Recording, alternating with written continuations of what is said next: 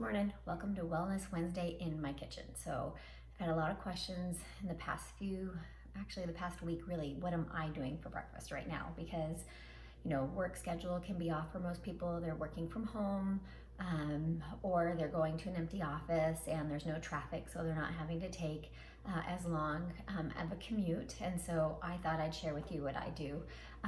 I still start my day most days with a shake because I love to work out in the morning. As you can see, kind of just finished working out. And I feel that a shake is an easy way for me to get all my nutrition in.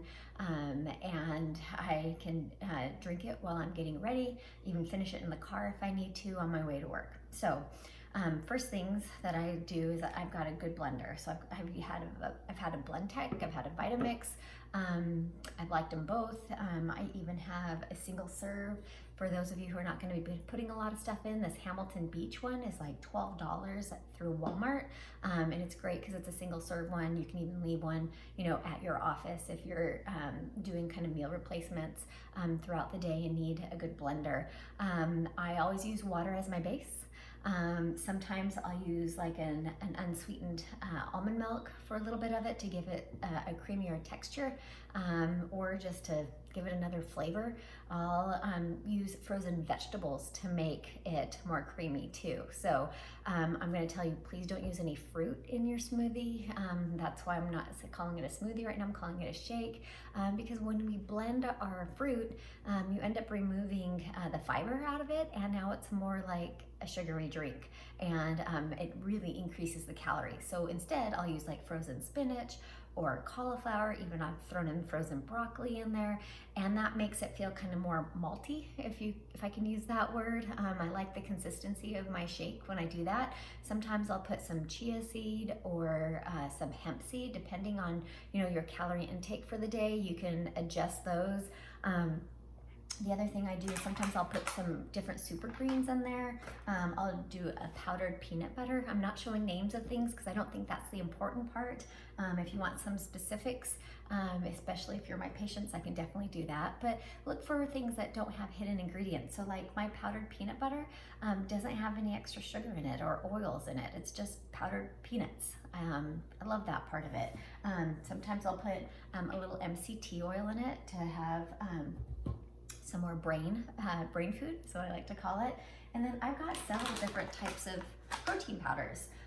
So I don't have one that's my absolute favorite. I like ones that don't have a gritty taste. I have ones that are chocolate or vanilla. I even have ones that are unflavored so that I can flavor it up. So sometimes I'll put cinnamon spice in there, or nutmeg, or pumpkin spice, and those are just like, don't want to embarrass you with my cupboards here, but they'll just be in an organic spice, so I can put a couple shakes in there, and now I've changed the taste of my shake. So I'll also sometimes put some collagen peptides in there, and so again, I'm trying to make this a healthy option, a quick option. So you might be thinking, gosh, this is a lot, but I have a little section in my kitchen that I can just scoop, put it in, blend it, put it in a cup, run around with it in the morning and get my my nutrition in. And so if you've just worked out, I would recommend at least getting 25 grams of protein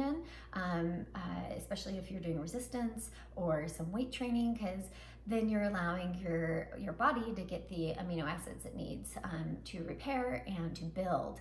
And those of you who are doing vegan proteins, I sometimes will do a vegan, like a pea protein or a brown rice. Just know that if you have a well-balanced diet, you don't really have to add a lot of amino acids to there. You're gonna catch up in the rest of the day. If you want to add some, you can, but I change it up. Most of the time I'll do a whey protein just because it's very filling to me. I feel full. And I will pick one that is from grass-fed, antibiotic, free range. Those are super important to me when I'm picking a powder. So anyway, I hope that's helpful to you guys in making a shake.